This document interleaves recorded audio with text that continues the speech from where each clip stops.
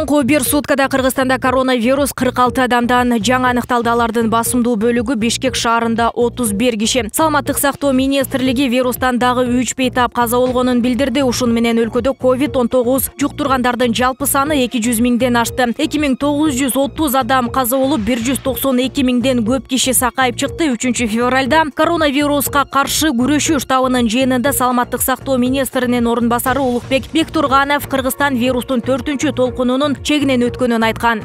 Бүгүн 14 февралда Бишкекте мурдагы ички иштер министри Молдо Муса Кангантиев такыркы сапарга узатуу зыйнаты Абдылас Малдыбаев атындагы Кыргыз улуттук академиялык опера жана балет театрында өттү. Ага министрлер кабинетинин төрагасы Акылбек Жапаров, улуттук коопсуздук боюнча мамлекеттик комитетинин төрагасы Камчыбек Ташиев, жогорку кеңештин төрагасы Талант Мамытов, мамлекеттик катчы Сүйүнбек Касманбетов, ички иштер министри Улан Ниязбеков, жогорку кеңештин депутаттары жана коомчулук өкүлдөрү, маркумдун жакындары катышты. Акылбек Жапаров сөз сүйлөп жатып, Кангантиев революциянын курмандыгы болгонун айтты. Молдо Муса Кангантиев 12 февралда 64 жаш курагында көз жумду. Ал 1958 Жалал-Абад облусунун Майлы Суу шаарында туулган, ички иштер органдарында 1979 жылдан тарта иштей баштаган. Кыргыз мамлекеттик университетинин юридикалык факультетин укуктануу адистиги боюнча аяктаган, милициянын генерал-лейтенанты. 2005 жылы Бишкек милициясынын 2008-2010 жылдары ички иштер министрлигин жетектеген. 2010 жылдагы өлкөдөгү коомдук саясий окуялардан кийин кызматтан кетип, мамлекеттик жана саясий иштерге аралашкан эмес.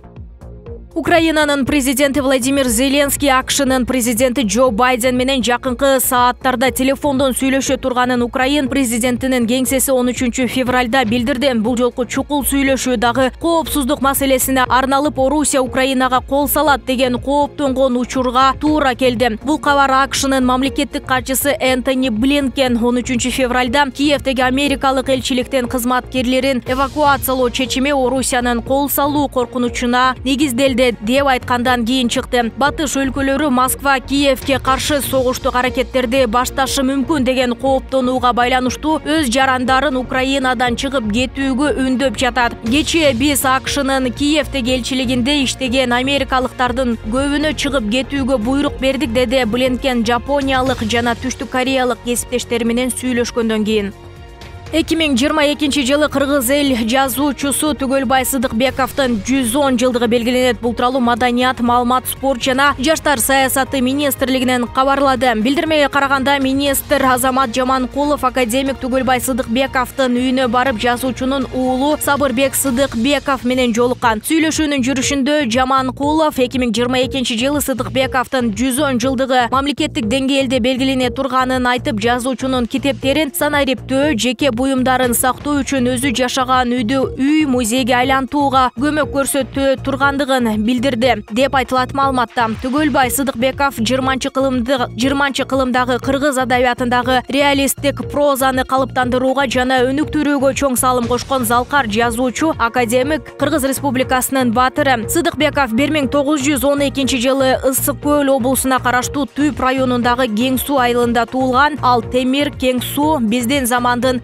кишилери жана башка чыгармалардын автору.